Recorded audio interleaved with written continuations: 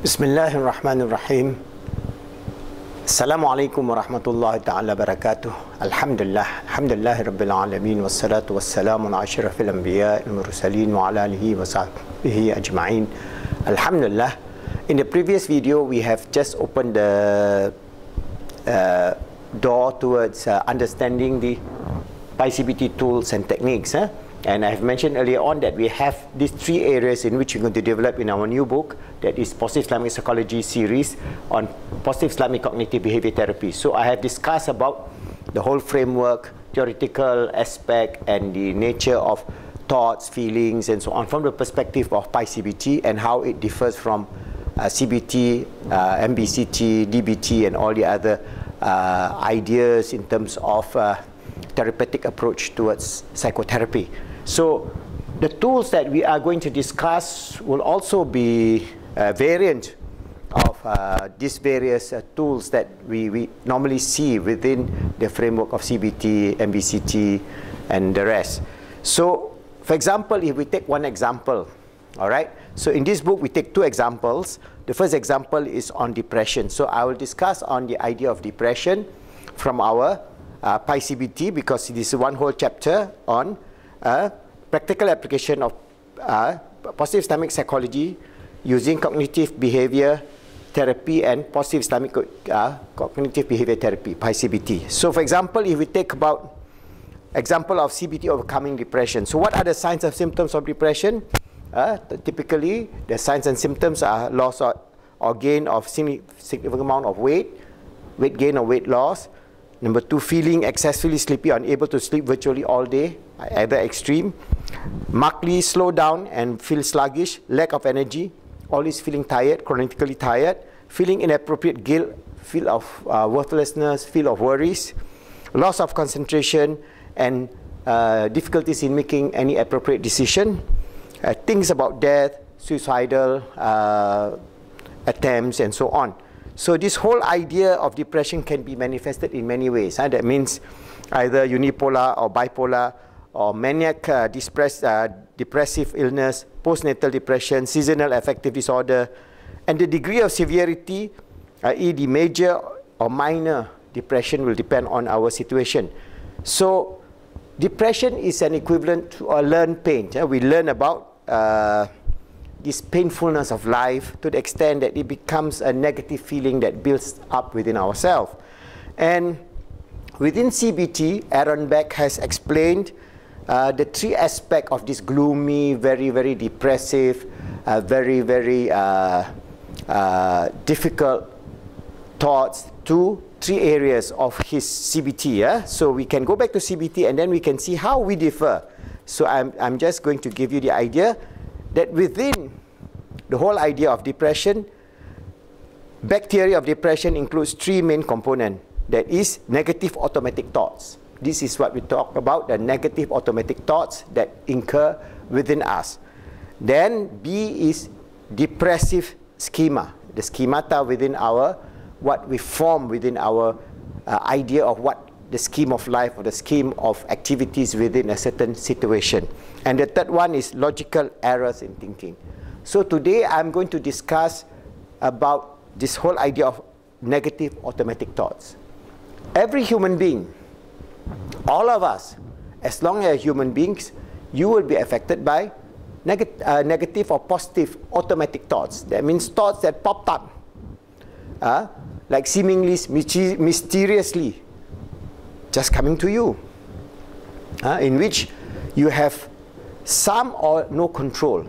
All right, it just keep on popping, and this could be the whole range of thoughts that can be highly negative. So we have this automatic thoughts that is impinging on ourselves 50 to maybe 100,000 times a day. All kind of things, from our errand, going to the supermarket. Suddenly we remember that we forgot to buy, a pint of milk or whatever it is, and suddenly it pops up. All right, or it could be childhood trauma, when, for example, of our difficulties in life, where we were being, for example, abused as an abusive child, by abusive parents or caregivers or caretakers, or it could be about some event that has happened very recently. So all this total sum of these automatic thoughts will then become a feeder or cannonball towards the idea of whether you are going towards depression or leading a normal life. And how are you going to control or in a way modify or mold or shape this whole idea of your automatic thoughts become very key. So in Islam, this whole idea of automatic thoughts has been explained by Imam Ghazali and Ibn al-Qayyim, where he explained that if you put into your mill stones, you grind the stones. That means if you put into your mind negative thoughts, you grind stones, and what you get just garbage. But if you put into your mind, or you put into your millstone wheat, and you grind, what you get wheat flour. So the whole idea of automatic thoughts can be molded and shaped in a positive manner. Is a very powerful tool that we can use within Islam, and there are many variants within Pi-CBT in which we can understand how to use this. So these tools is for us to overcome our challenges in life, because in the first place, if we have negative thoughts, those negative thoughts can come about from our model, as we say, the physical environment, all the environmental aspect of our existence on earth, whether it's food, shelter, clothing, clan, for example, all right? And then we have situation within childhood, whether we have, for example, poverty, malnutrition, genetic predisposition, and so on. Those are under the physical situation. Social, we have internal and inter-social. So we have our environment within our family, within our society, within our clan, within our country, and so on. And those affect us in terms of our psychological, the perception that we perceive, and the psychological input in terms of our total past learning history. And from all these aspects, we also have inner speech that can be molded through nurturing, mentoring, coaching, and helping our client. That means if we talk about, say, life coach, you becoming a life coach. So you have your client who have problems, but if you can mold this inner speech in such a way that he or she understands where this is coming from and how this can be molded, it can be a very powerful tool. All right, so I'm going to talk about the inner speech, because the whole idea of negative automatic thoughts and inner speech, they are related. But where they come from and how they come about with it, we have radically different ideas. Okay, Beck may not have an answer to it, but we as Muslims, we have an answer to it, because if we understand that these negative thoughts or these automatic thoughts that is coming into our being is both the thoughts that is built in by our experiential existence on this earth, of all the physical experiential environment, the social experiential environment, both intra and inter, and this total perception will then become the nature of the inner speech that is impinging on ourselves. So how are we going to then mold this? This is where, based on this fundamental idea, we can mold these negative automatic thoughts to become neutral or to become positive. And to go about with it, we can harness many, many tools within the philosophy, within the theology, within the idea of an Islamic positive Islamic cognitive behavior therapy approach. All right, so if I'm going to explain to you, after you understand this model, I'm going to explain to you the idea of within positive Islamic cognitive behavior therapy, we have what we call SEMP integration approach. That means the impingement of your physical environment, your mental environment, emotional environment, and spiritual environment, they are occurring concurrently. And if you remember our model of Islamic psychology, we have explained to you of the four nature of ourselves. If you understand this, we have explained to you earlier on of our four nature, when our roh, our qalb, and our akal. And this is our nafs. And then as we exist on this earth, we have our jasad. So these four, our S, our E, our M, and our P, SEMP, is concurrently linked together. Alright, so this is the spiritual realm.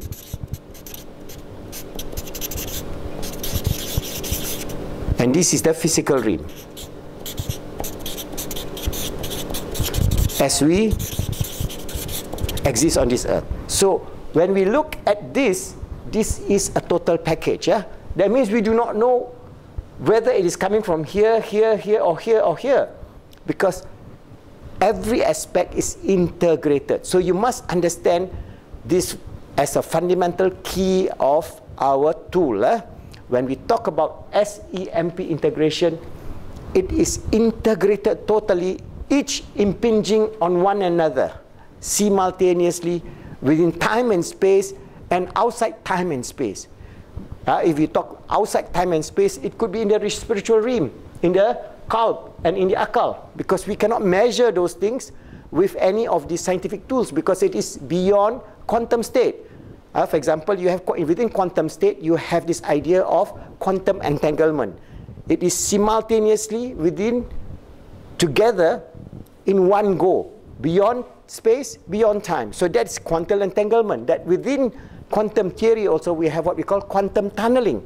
So some scientists are saying that the relationship between the physical brain and your mind is the effect of quantum tunneling. This is where they are doing a lot of research, or they are talking about quantum biology. So there are many, many areas in which they are moving closer and closer towards this understanding of the Islamic perspective of inner speech or automatic thoughts. Remember, these automatic thoughts can be positive. That means what is impinging on your roh, your qalb, your akal, and your jasad is whether positive or it could be negative.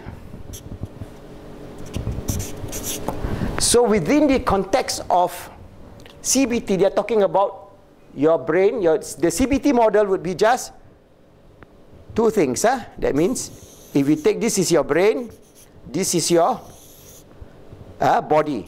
So the integration is between your brain and your physical self.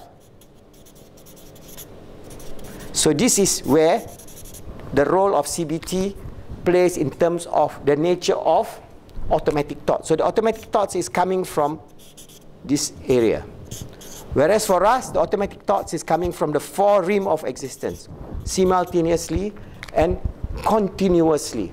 And how we mold this towards a very, very strategic, very, very positive, very, very good inner speech or back automatic thoughts will then allow you to overcome most of the severe problems in terms of the psychological problems that we face today. Naturally, we're not denying about biomedical or bioherbal or pharmacological approach towards, because your hypnosis is your body, mind, or your body-brain relationship is based on your hypnosis and also based on your neurotransmitters. So those signs are growing, all right? But that is one aspect in which we can acknowledge and accept. But all this idea will then come about towards how we can use the new sciences of epigenetics and quantum physics and quantum biology and so on for us to find a via media. And I'm not saying that we have the final say, but from the Islamic perspective, our inner speech comes from both the internal and external thoughts, okay? And these both internal and external areas is impinging on us, all right, at the spiritual, emotional, mental, and physical level. And if you go back to our book, okay, we have the idea of summary of the holistic nature of human self and its effect on total past learning history. This whole diagram, all right, we've explained to you in a couple of videos, many videos in both in Islamic. You go to YouTube, Islamic motivation PIP, Islamic psychology PIP. We have explained this in detail. All right, where if we talk about inner speech or automatic thoughts, again we are talking about automatic thoughts and inner speech. At this level, we are talking about, all right, the imprint or the input from the Islamic perspective comes from both external influences and internal influences. So this whole idea of external influences can come from evil suggestions. All right, that means externally, evil suggestion which is beyond your control, but you can control it within the Islamic perspective of the approach of our submission to Allah subhanahu wa ta'ala, which I'll explain in detail, and also internally. So if we talk about inner speech or automatic thoughts, from the Islamic perspective, as long it is a speech, inner speech or a thought that is not manifested, you are not answerable to it. Allah does not make you answerable to something that appear automatically in your thought. It could be satanic influence. It could be angelic influence, which is good. It could be inspiration. It could be, for example, they talk about creativity, the Eureka event. Suddenly, wow, you got the answer to it. For example, in the discovery of penicillin, or for example, like Einstein discovery of theory of relativity and so on. So there are inspirational input coming from the realm of internal experiential, the realm, as I mentioned, the physical, the whole range of physical experiential realm, and the social, intra and interpersonal realm that mold that nature of that thought. All right, and that thought, normally, if it is allowed to be run wild, it will be negative. But to make it positive, there are certain input and certain ways in which we can develop the tool. So the first principle you must understand in this tool is that inner speech within the Islamic perspective is coming from both the realm of the internal realm, within your internal realm, as well as the external realm, and how you control both your internal environment and your external environment will then allow you to harness this inner speech to the highest level of success, to the best of your ability, and that will give you the freedom from fear, freedom from worry, freedom from psychological disturbances, and you lead a wonderful life, being given by Allah subhanahu wa ta'ala the gift of understanding and harnessing that inner speech to overcome whatever trauma, whatever difficulties that you have in life, inshallah.